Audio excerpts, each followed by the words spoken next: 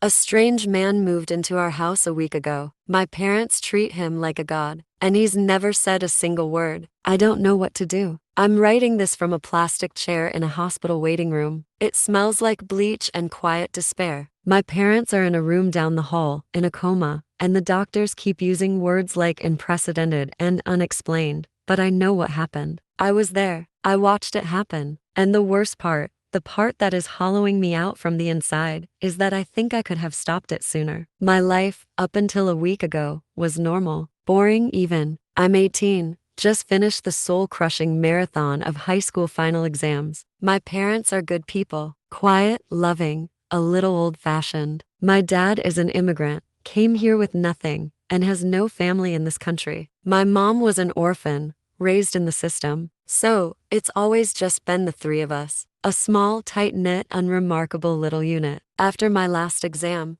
I came home and crashed. I was so mentally and physically drained that I slept for nearly 24 hours straight. It was a deep, dreamless, black hole kind of sleep. When I finally woke up, it was the next morning. The sun was streaming through my window, and for the first time in months I felt light. The weight of school was gone. I felt free. I went downstairs to the kitchen, expecting to find my mom making coffee, the house smelling of toast and the comfortable quiet of a Saturday morning. My parents were there, but they weren't alone. Sitting at our small kitchen table, in my chair, was a man I had never seen before. He was maybe in his mid-30s. He had long, straight black hair that fell past his shoulders, a stark contrast to his pale skin. But his eyes were the first thing you noticed. They were a shocking, brilliant, jaundiced yellow, the color of a canary, or a fresh bruise, and they were fixed on the bowl of cereal in front of him with an unnerving intensity. My parents looked up as I entered, and they smiled, not their normal,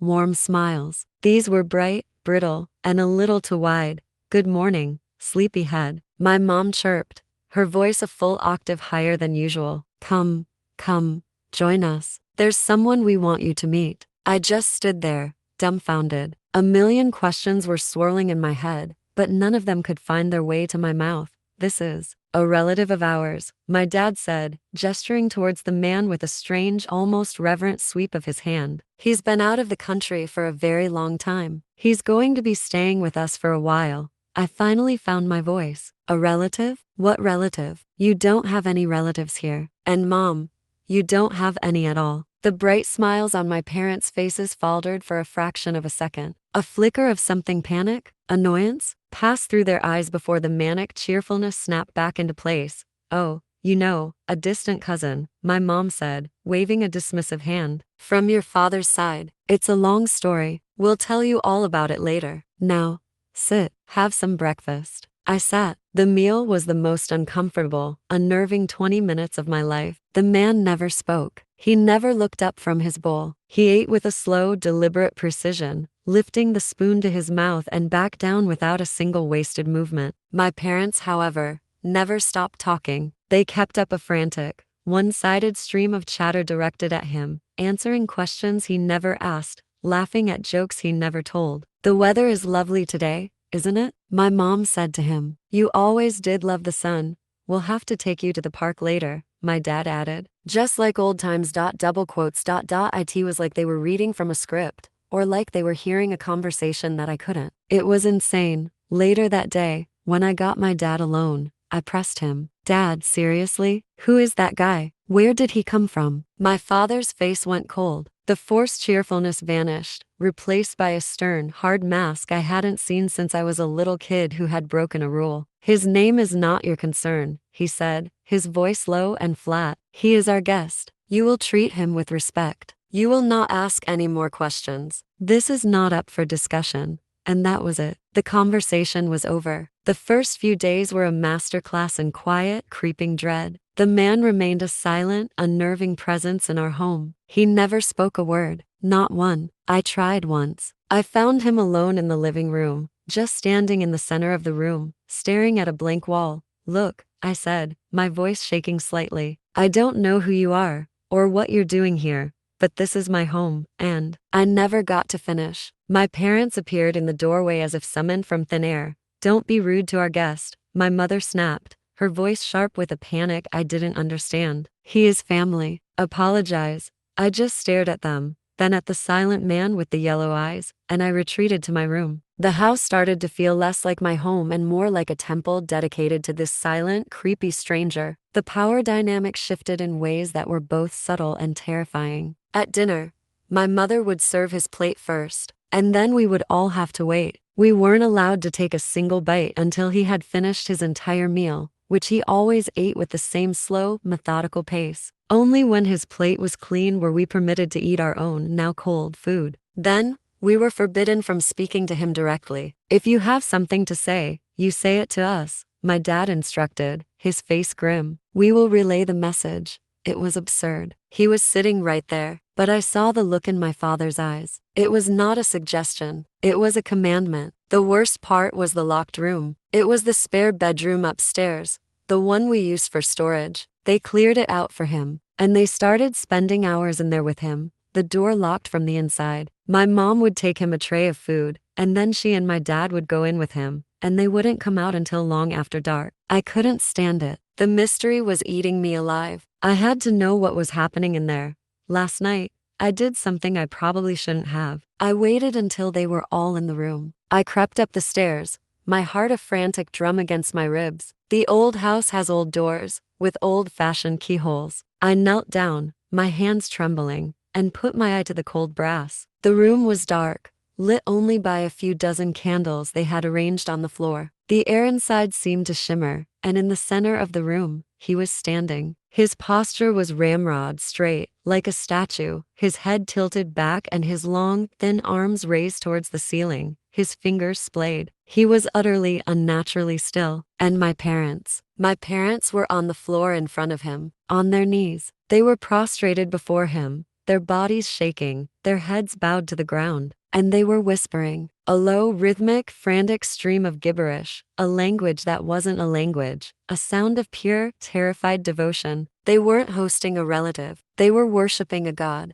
I scrambled back from the door, a wave of nausea and terror washing over me. This was wrong. This was a sickness. My parents were in some kind of cult, and this man was their leader. They were in danger. I was in danger. I ran to my room, locked the door, and I called the police. My hands were shaking so badly I could barely dial the number. I whispered into the phone, telling the operator that there was a strange man in my house, that my parents were acting erratically, that I was scared for our safety. They said they would send a car over immediately. I hung up, a small sliver of relief cutting through my panic. Help was coming.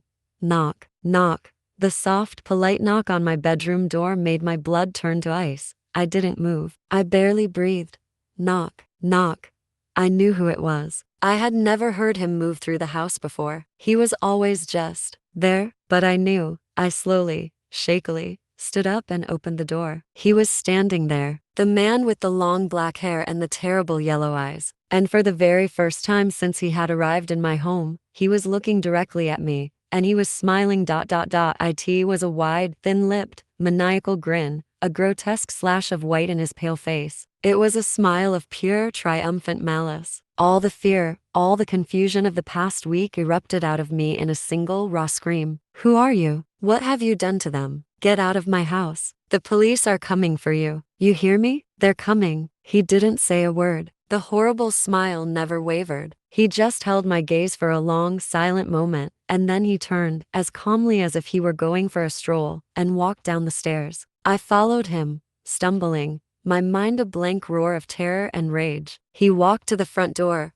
opened it, and stepped outside. He didn't run. He just walked down the quiet, suburban street, his tall, thin figure silhouetted against the streetlights, until he turned a corner and was gone. I ran back upstairs, screaming for my parents. I found them on the floor of the spare bedroom, amidst the extinguished candles. They were lying on their sides, unconscious, their faces pale and slack. They were breathing, but it was shallow, faint. They wouldn't wake up. The police arrived a few minutes later. It was a blur of flashing lights, professional voices, and questions I couldn't properly answer. I told them everything. The man, his yellow eyes, the way my parents were acting, the room upstairs, him leaving just moments before they arrived. I gave them his description, every single detail burned into my memory. An ambulance came and took my parents away. I stayed with two of the officers. They were sympathetic, I guess, but I could see the skepticism in their eyes. They told me they were going to check the home security footage. We had a small, simple system,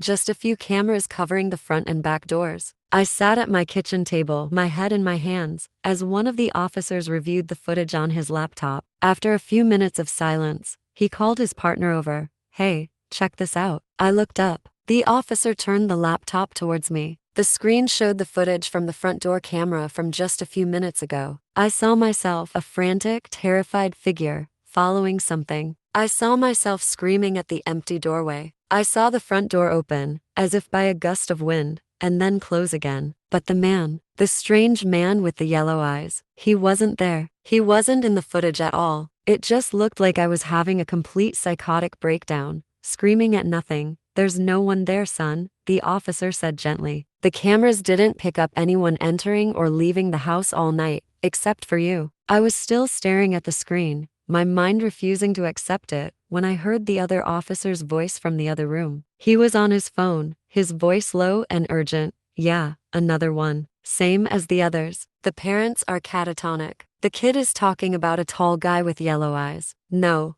nothing on the cameras. Same as always. It's the fifth one this year." He trailed off as he saw me looking at him. The officers wouldn't tell me anything else, just that they would be investigating. So now I'm here, at the hospital. My parents are in a deep coma. The doctors have run every test they can think of. They have no answers. Their brains just seem to have shut down. I know what happened. He was real. He was a predator, and my parents were his nest, or his food, or something. I can't begin to comprehend. He drained them dry, and then he moved on. And the officer's words, "The fifth one this year. He's still out there. He's doing this to other families." And I could have stopped it. I should have called the police the first day, the first hour, the moment I saw him sitting in my chair. But I waited. I was scared. I was confused. And now, my parents are gone, maybe forever, and it's my fault. I failed them. I was the only one who could see the monster, and I did nothing until it was too late.